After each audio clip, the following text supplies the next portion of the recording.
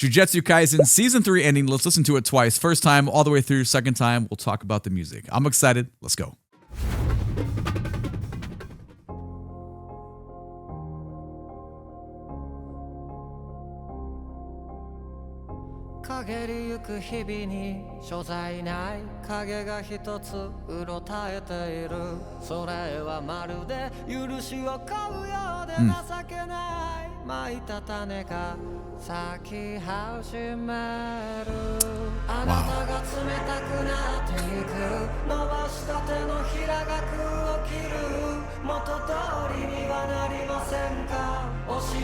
These harmonizations, gorgeous.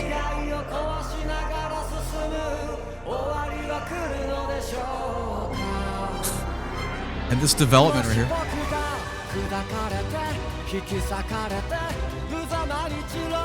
Outstanding.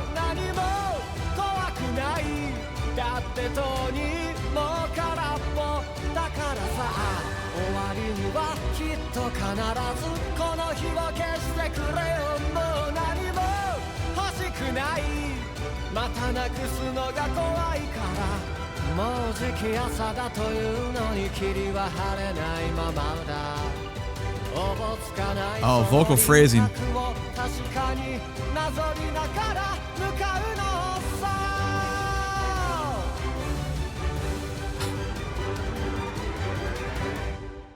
I mean, come on. What an outstanding piece of music. I remember hearing that we watched episode 1 and I was like, oh, this is something special. And I don't know, not that we need to compare them, but like the ending versus the beginning, I think the ending pulls to me musically a lot more. We'll go back and listen to it a second time in a moment and talk about what's going on. But I mean, there's something special with this. The beginning is kind of like, it's kind of haunting with that descending keyboard progression. The melody comes in and the contour is just, it's scary, but it's also beautiful. But then they really lock in when those huge synth tones of just like massive pulse with the chord progression and the harmonization of the vocal line. And you're just like, whoa, very captivating. It gives me chills every time I listen to it. But then that's like very apparent as the A section. But then we go to the B section where suddenly we kind of go out of that. I mean, tempo is really the same, but we go from like, this 4/4 movement and then suddenly into 2/4, and it gets a lot more playful with almost like a bossa nova type of clave thing going on, but all the mallet percussion on top of, the difference in the regular percussion use there, it feels so much more lively. And then the vocal phrasing is just stellar upon that as well. And it's I don't know, the climactic point at the end is very beautiful. Now this is obviously the anime length, so I'm curious what the full length will be. When the season's done, we'll go back and do that as well. But okay. Those are just initial thoughts. Obviously I've heard it 5 times because we've watched 5 episodes on Patreon, but it'll be nice to kind of dig into this. So let's go back, listen a second time, and talk about what's going on in a lot more detail. Let's listen to the first 20 seconds again because there's so much song information given to us right there that affect everything. But we'll talk about it in detail in a second. Descending piano sequence leads us to a vocal entry.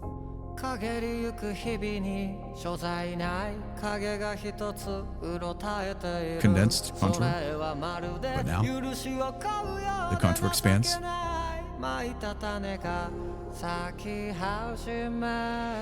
And cadential resolution. Okay, 23 seconds.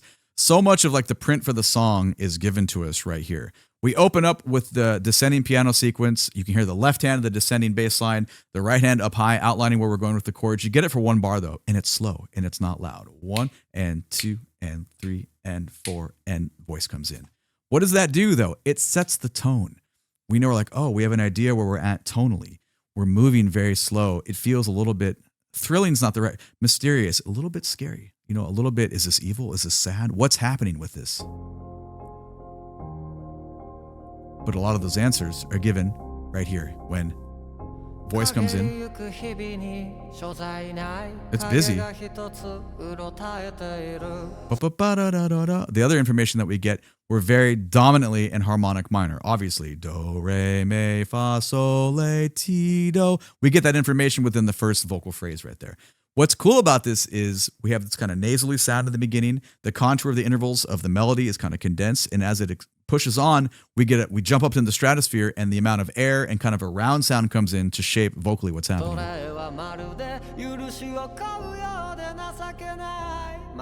And then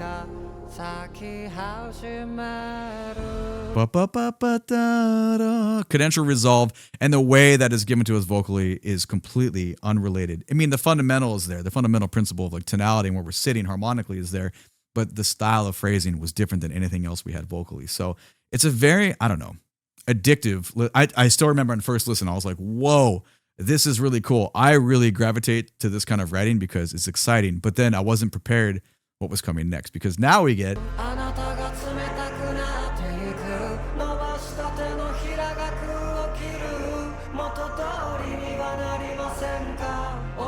it's art.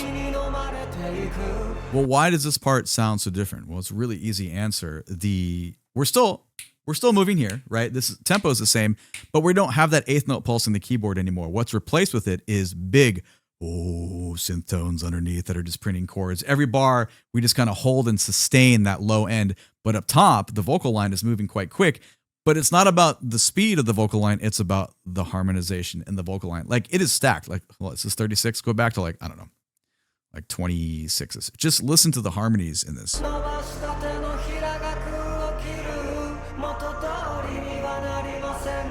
That's absolutely gorgeous. Little string parts, left side mix there. That's cool. And then we change. And suddenly we're in a very, fundamentally, it's similar, but it's very different feeling, right? Like, bossa nova going on. Percussion is completely different. We have what feels like drum. It's probably just all programmed electronic percussion, but you got that. You've got mallet keyboard stuff going on underneath. And the focal point of where we are tonally, we've ascended. We feels like we're in a different key space, and we no longer are outlining such a harmonic minor type of melody because it feels so much brighter. I mean, it's subjective how you feel when you listen to it, but the function of it is definitely different because, you know, even though the fundamentals are similar, the role of what's happening and how it's being delivered has changed. Let's grab that transition one more time. And feels like 2/4 now.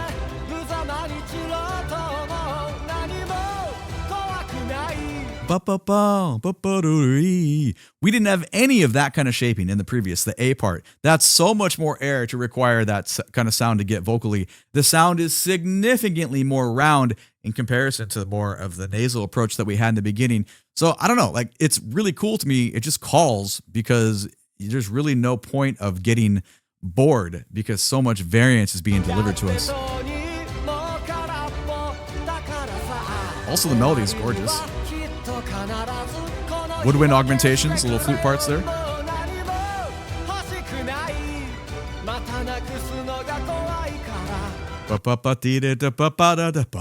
It's cool. Like, the phrasing, those kind of things matter quite a bit. Like, how is the melody, the note selection, where are we going to go with how that's represented, but how are we going to represent that musically within the instrument of the human voice? Like, so when you kind of take these things in, it just allows you just like, oh man, this is really cool. Like, these are really great choices that the musician is making, which makes for a better listening experience, in my opinion. It's just me, but I'm sure it's a lot of you as well. The first time I heard it, I was really kind of locked in where melodically we were going, the mallet percussion material underneath. I didn't even kind of pay attention to the fact that the strings are really just outlining that jet. You're thinking, those inner notes are still there, but we're just outlining those three as like the main rhythmic like points of gravity that's going to continue to push the piece forward.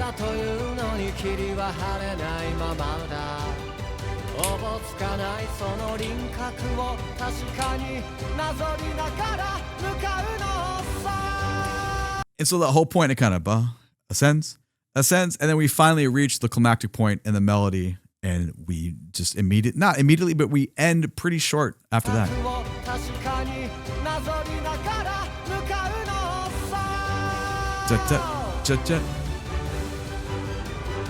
Little outro, and then we kind of left hanging right here. Boom, boom, boom, boom, boom, boom, boom, boom, boom, boom, boom, boom. Very different than what we had in the beginning. So really cool. A section, B section, but the umbrella of it all, it feels very nice. And also you can whatever takeaway you want with the imagery that we're getting, connect that to the story. Most of the time the pieces of music definitely do connect to what's going on, but when you have bias of the story, you can pull away from that and really put that into the music. So you can let me know what you think about that in the comments down below. But ultimately, the biggest question I have is when Jujutsu Kaisen season 3 is done, what will the full version of this song be like? What is the bridge going to be like? Is there going to be a bridge? Are we going to get elongation in the beginning and just elongation of the B section? I have no clue. I know some of you have already heard the full section. I generally avoid that. I usually wait until I'm done with an anime, then we go back and we check it out. So if you know, don't tell me. But if you're curious, go check it out on your own. You can find out and answer all your own questions. Anyway, there it is. I'm excited to keep watching this on Patreon. If you want to watch it with me, the link is down in the video description below. Have a good one. Thanks for being here. I appreciate you. Take it easy. Bye-bye.